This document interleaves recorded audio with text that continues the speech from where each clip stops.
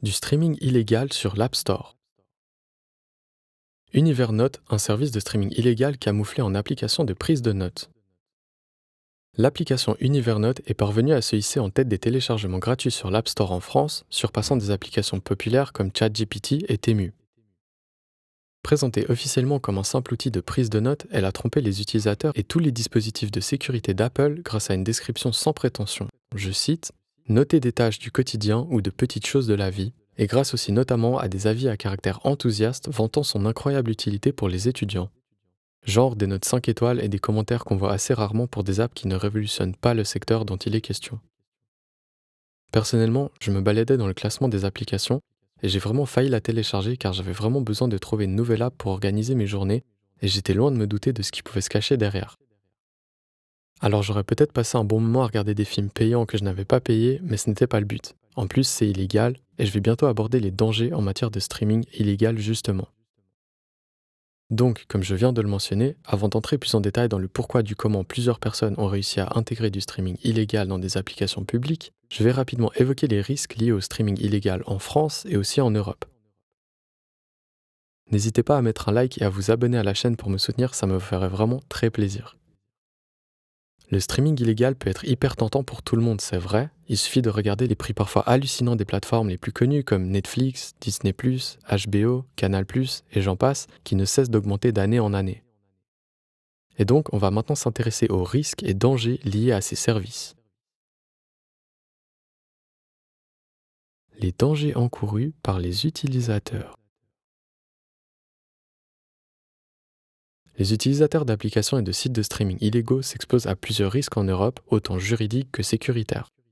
D'ailleurs, c'est important de rappeler ou d'informer votre entourage que souvent les sites de streaming ne sont pas ou peu fiables en termes de récolte de données ou de protection de la localisation de ces utilisateurs. En accédant à des contenus payants sans autorisation, ils enfreignent les droits de propriété intellectuelle, ce qui peut entraîner des amendes qui peuvent se monter à plusieurs dizaines de milliers d'euros dans certains pays du continent. En France, bien que les sanctions visent surtout les créateurs et diffuseurs, c'est-à-dire ceux qui gèrent et permettent un accès public à ce genre de plateforme, l'utilisation de tels services reste punissable par la loi. Un conseil, si vous avez déjà vos propres habitudes dans ce domaine, c'est possible, évitez de partager ou de faire des copies des contenus auxquels vous avez accès. Autre qu'héberger les sites, le pire que quelqu'un puisse faire serait de copier et d'ensuite revendre les films protégés par des droits d'auteur pour moins cher sans reverser des royalties aux créateurs et acteurs. D'ailleurs, il faut avoir des licences pour revendre des films, etc. C'est assez compliqué, je ne vais pas rentrer dans les détails. Et je vous conseille aussi, puisqu'on en parle, d'aller voir les films au cinéma sur écran géant car l'expérience est quand même plus impressionnante. Mais après, ça reste un avis très personnel. Dites-moi dans les commentaires si vous préférez aller voir les films au cinéma ou plutôt les voir à la maison. Enfin bref, je m'étale un peu, alors revenons sur le sujet principal. Comme je l'ai dit plus tôt, ces plateformes non sécurisées exposent les utilisateurs à des logiciels parfois malveillants, des publicités agressives et des pratiques de collecte de données sans jamais demander de consentement. On est tous déjà allés volontairement ou pas sur un site de streaming illégal et vous savez autant que moi à quel point c'est embêtant de voir apparaître des pop-up avec des femmes et des hommes qui n'ont tout simplement plus aucun vêtement sur eux. Vous savez certainement de quoi il s'agit, mais bref. En tout cas, ces failles de sécurité peuvent entraîner le vol des données sensibles ou infecter les appareils. Ces répercussions vont donc bien au-delà de la simple infraction aux droits d'auteur.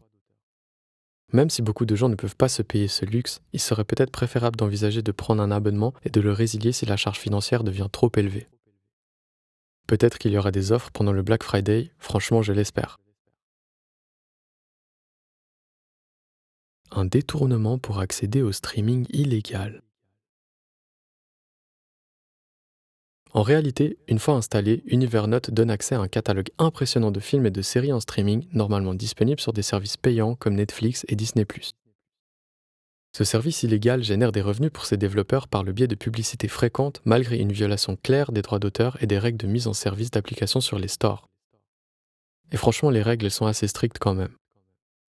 L'application demande également des permissions intrusives, notamment pour suivre les activités en ligne de l'utilisateur. Et c'est là pour moi le côté malveillant de ce genre d'outil. La version Android, non disponible sur le Google Play Store, demande même l'autorisation de passer et recevoir des appels sans explication. Non mais franchement, vous imaginez passer un appel à un patron car vous souhaitez trouver du travail et à cause de cette application et des accès qui ont été récupérés, Ce même patron vous écrit un mail le lendemain en vous reprochant de l'avoir appelé une vingtaine de fois durant la nuit alors que vous n'avez pas du tout utilisé votre téléphone à ce moment-là. Ce serait vraiment une situation inconfortable. Une promotion virale et un retrait rapide. Lancée en septembre, Univernote, l'application en question, a rapidement gagné en popularité grâce aux bouche à oreille et aux recommandations sur des réseaux tels que YouTube et TikTok. Le développeur, apparaissant sous le pseudonyme Richmond Zapp, reste introuvable et un administrateur non identifié sur le serveur Discord de l'application n'a pas donné suite aux multiples demandes de renseignements. C'est comme s'ils avaient en quelque sorte disparu dans la nature. Apple a finalement supprimé l'application de son App Store début novembre, chose plutôt positive, alors qu'un message sur le Discord promettait une nouvelle version en cas d'action de la part d'Apple et de Google. On peut déjà s'attendre à une sorte de jeu du chat et de la souris entre ces deux géants de la tech et les créateurs de ces applications. Dites-moi dans les commentaires si vous pensez que c'est bien d'avoir accès à ce genre de contenu normalement payant sans avoir à dépenser un seul centime. Pour ma part, je pense que ces développeurs devraient essayer de créer une structure légale où il y aurait par exemple un film gratuit par semaine avec des abonnements si possible à moins de 3 € par mois. Après, ça paraît clairement compliqué, voire même irréalisable, mais on peut toujours espérer un peu de changement pour les années à venir. Ça ferait vraiment du bien. Micro-habits, un sentiment de déjà-vu. Vous vous en doutez sûrement, ce n'est pas le premier cas d'application frauduleuse atteignant le sommet des téléchargements de l'App Store. Pas plus tard que cette année, une autre application nommée Micro-habits, qui se présentait comme un simple gestionnaire de tâches interactif, s'est également révélée être une plateforme de streaming complètement illégale. Selon les experts qui ont traité le sujet, ces applications passent initialement les contrôles d'Apple, et ça c'est très intéressant, en montrant des fonctionnalités anodines avant d'intégrer des contenus illicites via une mise à jour ultérieure. Donc clairement, au début l'application est totalement normale et fonctionnelle, vous êtes heureux avec et commencez à l'utiliser dans votre quotidien. Et soudainement, le contenu change du tout au tout à la suite d'une mise à jour souvent obligatoire.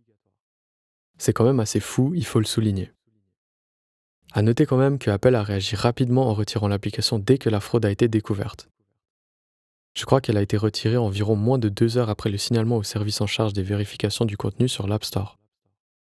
Donc bravo à eux pour leur réactivité, malgré les failles plutôt étonnantes et assez grossières. Une facilité inquiétante pour contourner les règles. Malgré les contrôles stricts et récurrents mis en place, certaines applications continuent de contourner temporairement les règles de sécurité des magasins d'applications. En soumettant des descriptions et fonctionnalités inoffensives, les développeurs passent les vérifications initiales puis ajoutent des contenus illégaux par une mise à jour post-validation. C'est assez malin comme procédé. Cette technique de montrer patte blanche avant de détourner l'usage de l'application met en évidence les faiblesses des systèmes de modération actuels et passés. Même si les applications sont retirées dès qu'elles sont signalées, leur présence temporaire leur permet d'engranger des millions de téléchargements, exposant les utilisateurs à des contenus frauduleux et des risques de confidentialité. Voilà, on arrive au bout de cette vidéo, j'espère que vous avez appris des choses et que vous en savez un petit peu plus sur les risques du streaming illégal, sur les applications qui réussissent à contourner les contrôles des App Store et sur l'importance de bien vérifier les informations principalement sur des produits qui sont à la base gratuits. En tout cas, j'espère sincèrement que cette vidéo vous a plu. N'hésitez pas à mettre un like et un commentaire, ça me ferait vraiment énormément plaisir et on se dit à la prochaine. Ciao!